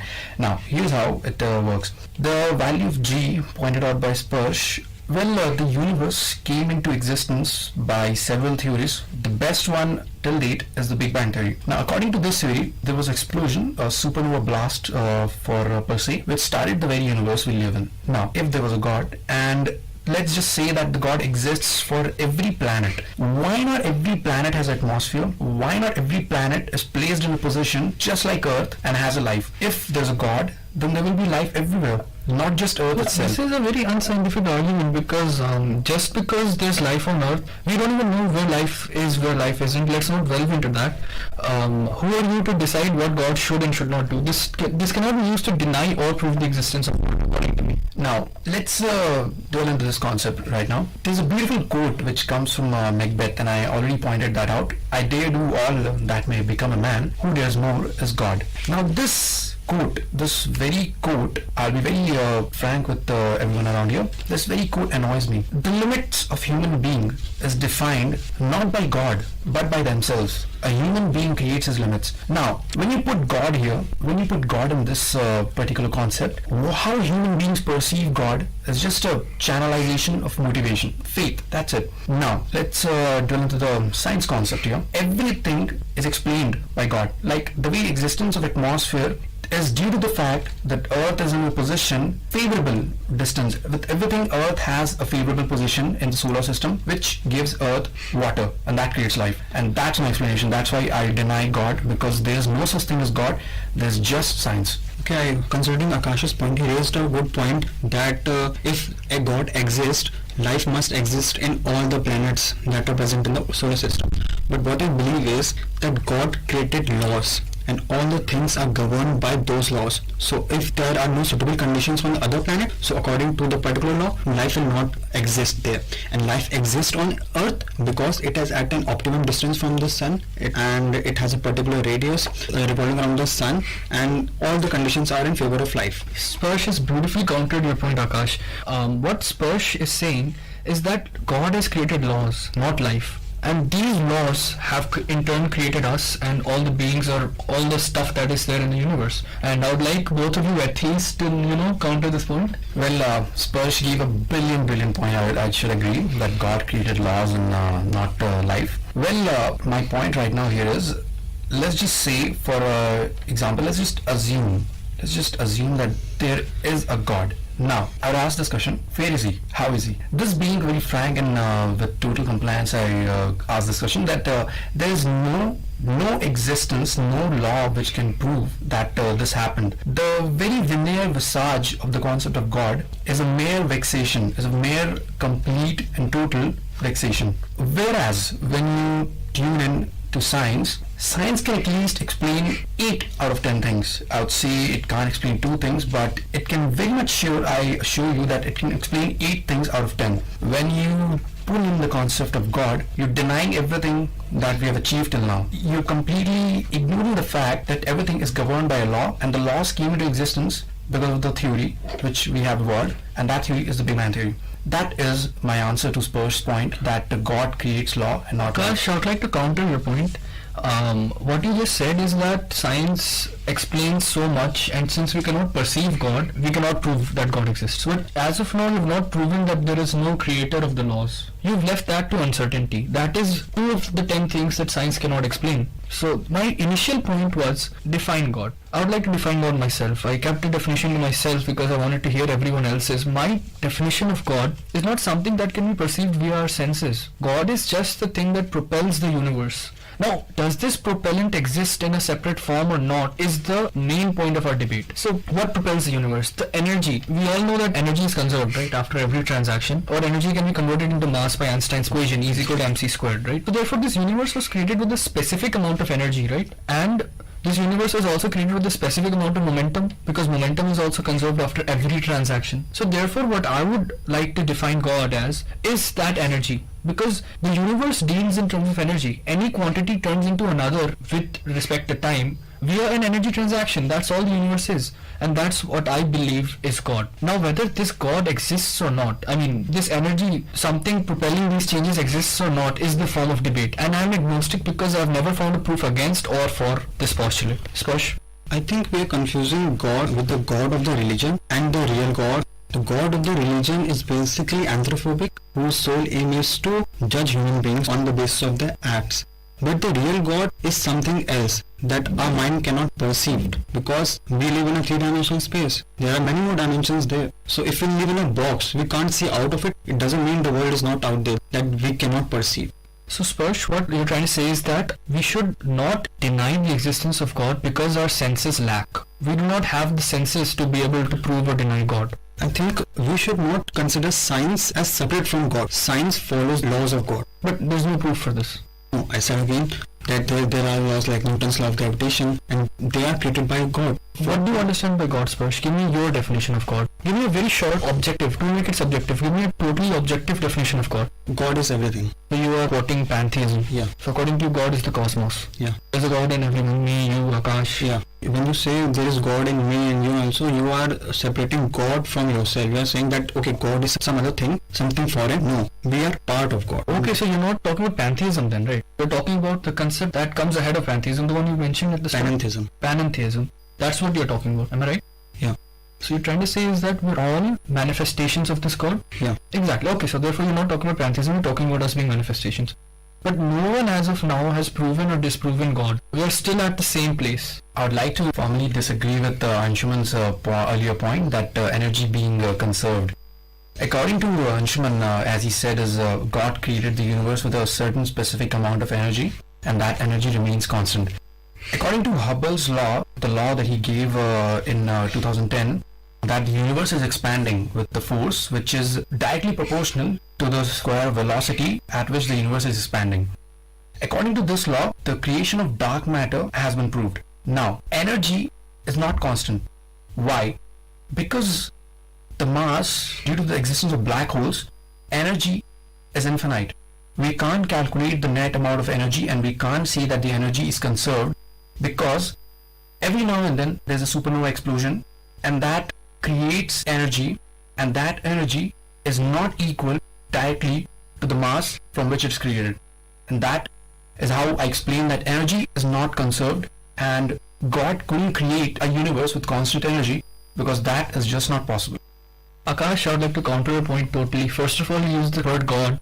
Perception of God is faith, right? So why did you use the word God? I countered the point which you said that God created a universe. I have a counter for that. See, you've used Hubble's principle and all these, the latest findings, right? Yeah.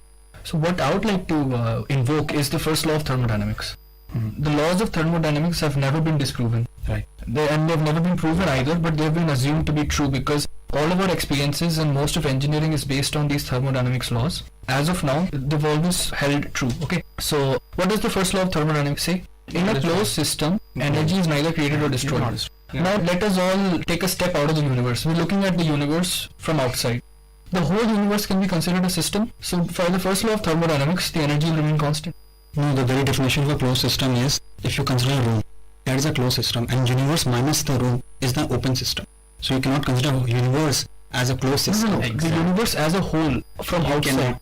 Basic definition of a closed system is that if we consider this room as a closed system, then universe minus this room, whatever exists there, is an open system. Exactly, because you're defining this room with respect to the universe, right? You're talking about this room within the universe. If I take a step out of the universe, all of the universe cannot be considered an open system, right? Because I'm enclosing everything within the universe that exists. What is the definition of a closed system? Again, I say closed system is like, suppose you have a box, fine? You consider it as a closed system, and everything that exists except the box comes under the open system. Okay, exactly. Yeah. So now what I'm saying is that I'm taking everything that exists, letting it stay in the universe, and taking a step out and looking at everything.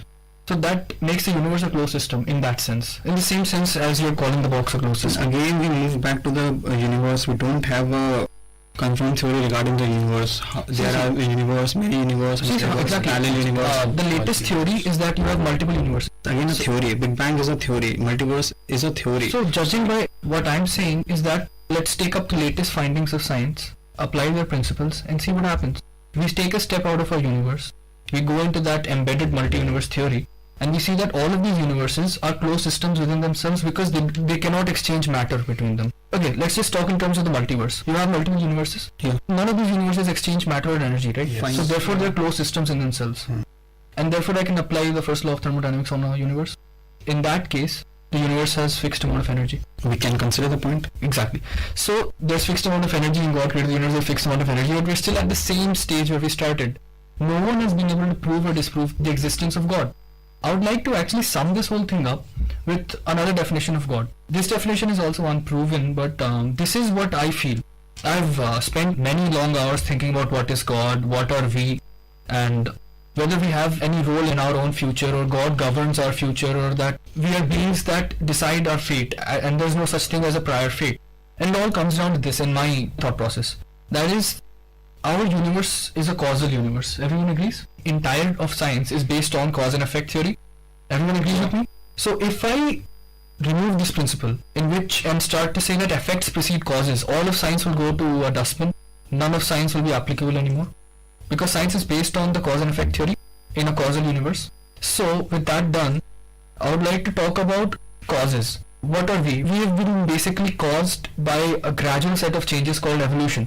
This evolution has occurred in an environment which is a result of several chemical reactions, a set of amazing things that resulted in stardust being converted into the earth revolving around a sun in a solar system. So basically everything has a cause.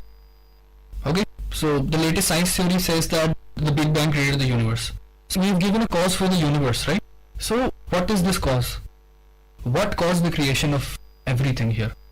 That is what I call God. That change in the cause and effect theory in which the effect and cause no longer are related to each other, that is God according to me. And you cannot prove or disprove him because actually no one knows what happened at that point of time. Yeah, I agree.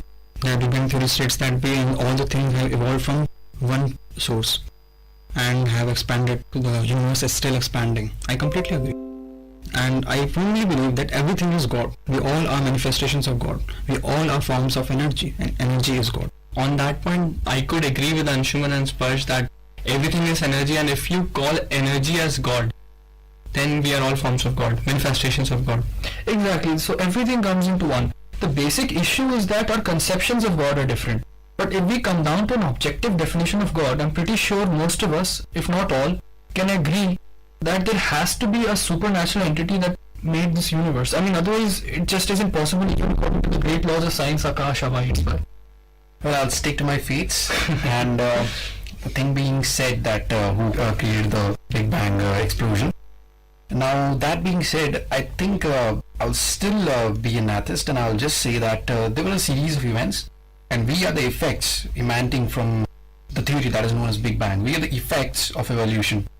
Everything has a chain of events. That chain reaction causes a certain things which affects our life.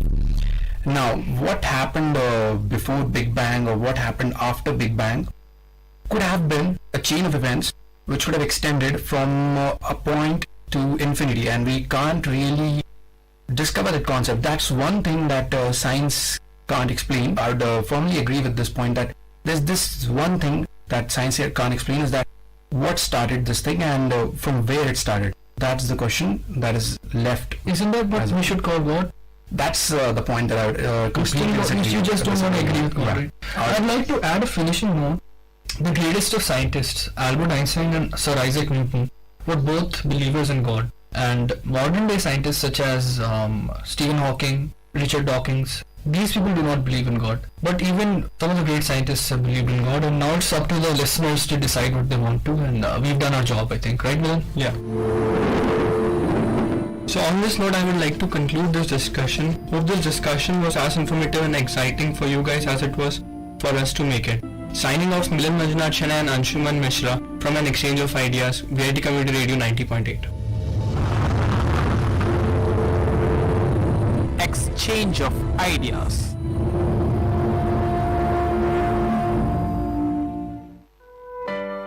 மகிழ்ச்சி நிறைந்த அறிவு சார்ந்த நிகழ்ச்சிகளால் உங்கள் மனங்களை கவர்ந்த இன்றைய ஒளிபரப்பு இனிதே நிறைவு பெறுகிறது. மீண்டும் எமது அடுத்த ஒளிபரப்பு நாளை காலை 9 மணிக்கு 90.8 பண்பலை அலைவரிசையில் ஆரம்பமாகும். VIT பண்பலை 90.8 நேயர்கள் அனைவருக்கும் நன்றி, வணக்கம்.